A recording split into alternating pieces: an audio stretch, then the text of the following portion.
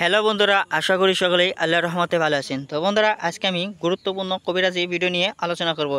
তো বন্ধুরা, আপনারা যে উদ্ভিদের গাছটি দেখতে পাচ্ছেন পাতাগুলো বন্ধুরা সবুজ বর্ণে, সেই সবুজ বর্ণের পাতাটি মূলত আপনার জীবনের জন্য অনেক বড় ভূমিকা পালন করতে পারে।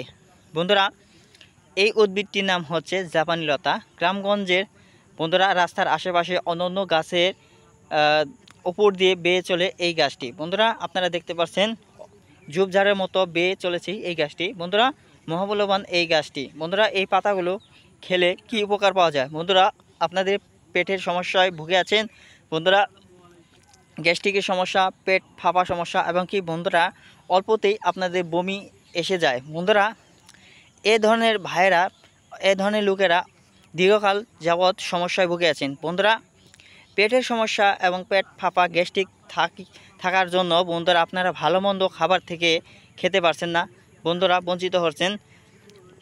সে সকল ভাইদেরকে বলবো বন্ধুরা, আপনারা ঘরোয়া উপায়ে প্রাকৃতিক ওষুধ সেবন করে তারপর বন্ধুরা আপনারা পেটের গ্যাস্ট্রিক সমস্যা, আলসার সমস্যা এবং কি পেট ফাঁপা মারাত্মক এই রোগগুলো থেকে চিরতরে মুক্তি পেতে পারেন মাত্র 7 দিন সেবন করার মাধ্যমে। বন্ধুরা, কী নিয়মে সেবন করবেন আসুন জেনে নেওয়া যাক। বন্ধুরা, আপনারা যে পাতাগুলো দেখতে পাচ্ছেন কচি কচি, মূলত এই কচি কচি পাতাগুলো আপনাকে সেবন করতে হবে। বন্ধুরা, আপনারা অনেকগুলো পাতা সংগ্রহ করে নেবেন। তারপর অনেকগুলো পাতা একটি পাত্রে ছেঁচে নেওয়ার পর বন্ধুরা 1 গ্লাস পানি নেবেন। 1 গ্লাস পানি নেওয়ার পর বন্ধুরা সেখানে অল্প পরিমাণ চিনি দিবেন।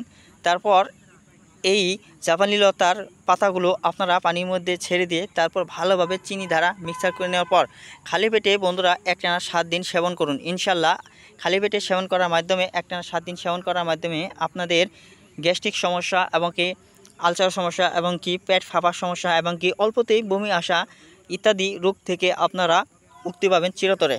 বন্ধুরা, যদি আপনারা কোনো উপকার না পান তাহলে আমাদেরকে জানাবেন, আমরা কবিরাজি চিকিৎসা দেওয়া বাদ দিয়ে দেব। বন্ধুরা, এই গাছটি সম্পর্কে আপনারা বিশ্বাস স্থাপন করতে পারেন। ধন্যবাদ আপনাদেরকে।